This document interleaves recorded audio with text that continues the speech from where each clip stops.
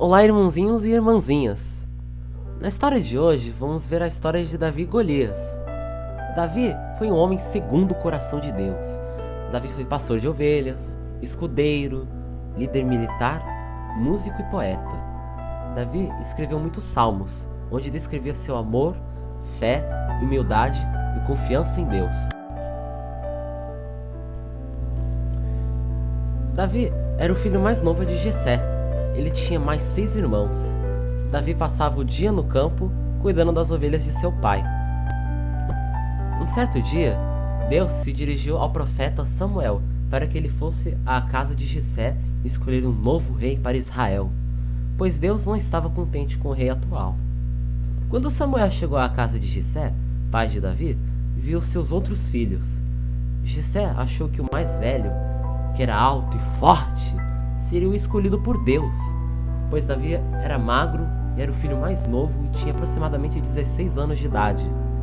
Ainda não tinha experiência na área militar e defesa, porém Davi não estava em casa, então Samuel perguntou: Jessé, você tem mais algum filho? Jessé então respondeu que sim, e que o mais novo estava cuidando das ovelhas no campo. Davi foi chamado para voltar para casa. Ao chegar em casa, Samuel disse que Davi era o escolhido de Deus para ser o rei de Israel. Deus então lhe disse: não olhes a aparência e nem a altura, porque Deus não vê como vê o homem. Saul havia convocado todos para lutar contra os filisteus. Até os 3 irmãos mais velhos de Davi haviam partido para a guerra. Os filisteus tinham entre o seu exército um gigante de quase 3 metros de altura, chamado Golias. Os israelitas tinham muito medo dele. Durante 40 dias, Golias insultou o povo de Israel. O exército de Israel estava com muito medo.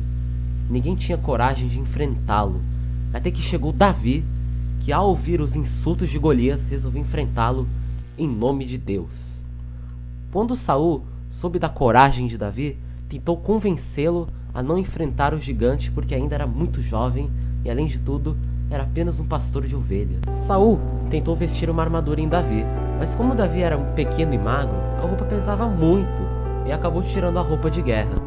Davi então pegou seu cajado e suas 5 pedras e partiu para enfrentar Golias. Golias, ao ver o menino franzino, magrinho, Golias riu muito de Davi. E Davi respondeu que lutava em nome de Deus. E assim, com uma funda, uma espécie de seringue, atirou uma pedra que o acertou no meio da testa, matando assim Golias. O exército filisteu, percebendo que o seu herói estava morto, fugiu.